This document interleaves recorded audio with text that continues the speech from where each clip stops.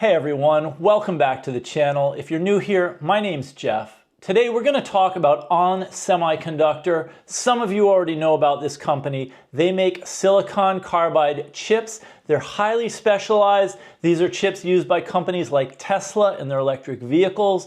And today I want to talk with you about a new thing that I've been looking at as I research stocks. I want to share this with you. I think this is a really useful tool, and I think you're going to be able to use this going forward as you learn more about investing in stocks, whether it's in semiconductor stocks or any other sector of the stock market.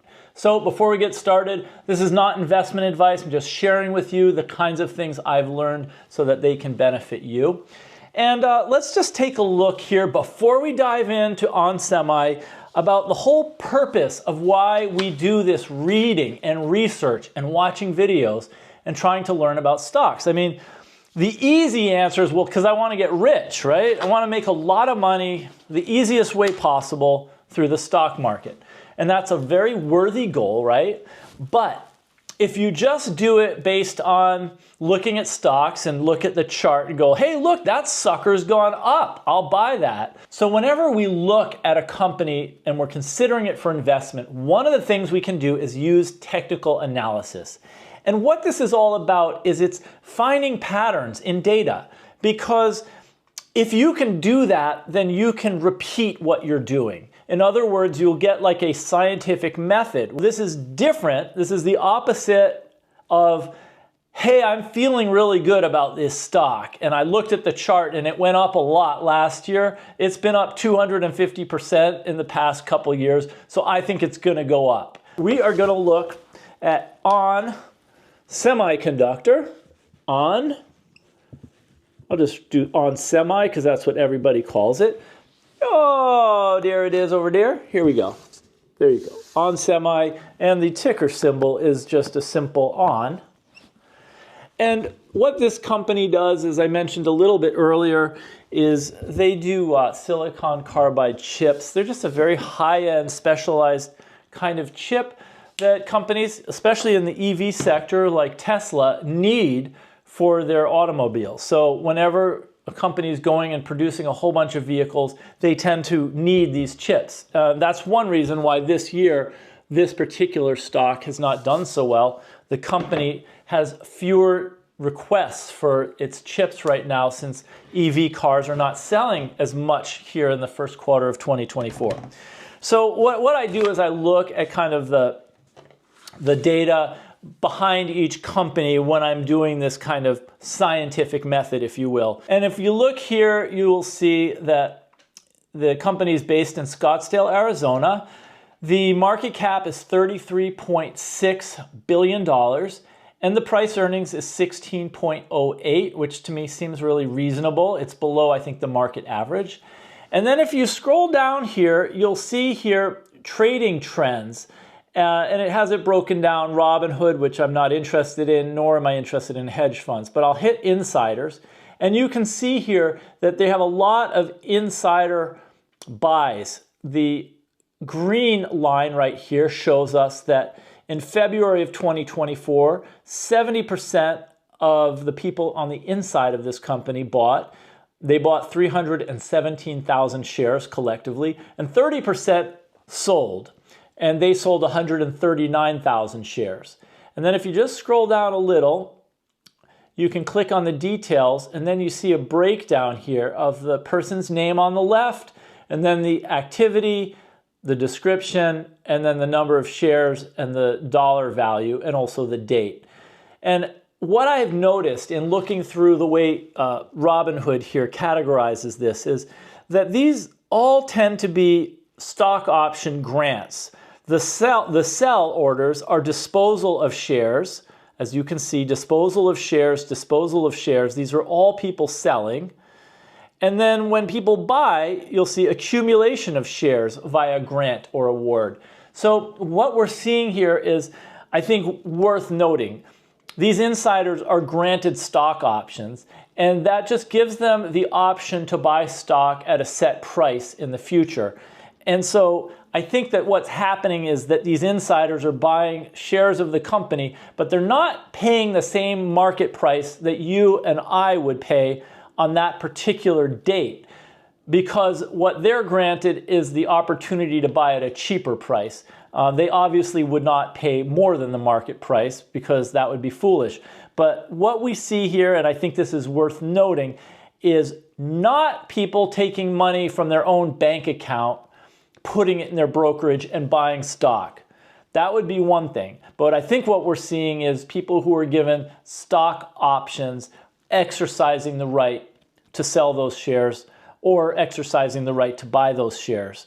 And so I just want to point that out because, you know, if you're an investor like me and you're kind of trying to break down this information and it looks to me like, wow, a lot of insiders are buying. To me, the shortcut in my brain is, oh, they're getting all the money they can out of their bank and transferring it over to their brokerage and buying, which would be a really good sign. But I think what's happened is they are being given the opportunity to buy this stock at a much lower price than you or I could on the open market. And they're exercising those options, which is well within their rights as people who are working on the inside of these companies. They're granted these stock options. But I think it's worth it for you to know that they're not paying the same amount that you and I would if we placed an order on that same day. So anyways, and what I want to do is just show you, this is ON Semiconductor. Let us just look at another company as a form of comparison. Let's see here. Let's look at ON Innovation. Okay, this is another company that I personally invest in my portfolio.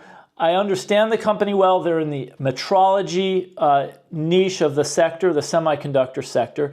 And if we scroll down here and just look at the trends and hit insiders, what you'll see is in February of 2024, 96% of the insiders sold and 4% bought. And without really knowing why people are selling and buying, we can't read too much into this. But if you look back into 2023, you'll also see that except for this 1 month of May when buyers outnumbered sellers, people were net sellers of ON Innovation. I don't know if that's necessarily good or bad. I just think it's worth noting with this particular company that you have more selling than buying. And with ON Semi, which we looked at just earlier, you could see there was a lot more buying than selling. So what I'll do is make notes on these and I'll just follow them in the future and see whether the companies that had more insider buying might have performed better than those which had more insider selling. So hope this is useful. At least it's just something you can consider. It's not necessarily a very important or the most important data point, but I think it's worth at least being aware of this. And I think looking for it as just as it is, a data point and something that helps to give us a scientific method into the future. So when you look at a company and you're thinking about buying the stock, you can go through a little checklist, and maybe your checklist has 15 different items or 20. And you just ask yourself, are insiders for the most part buying shares of this, or are they selling? And at least you can track it, and you may find that this is irrelevant, it's useless. And in that case, then forget about it. You don't have to do anything. But if for some reason you find that the companies that have high amount of insider buying stock tend to do well, then you can write that down, and in the future you can pay attention to that data point. Hope this is useful to you guys. In the future, I'm going to be making more videos about investing in semi stocks.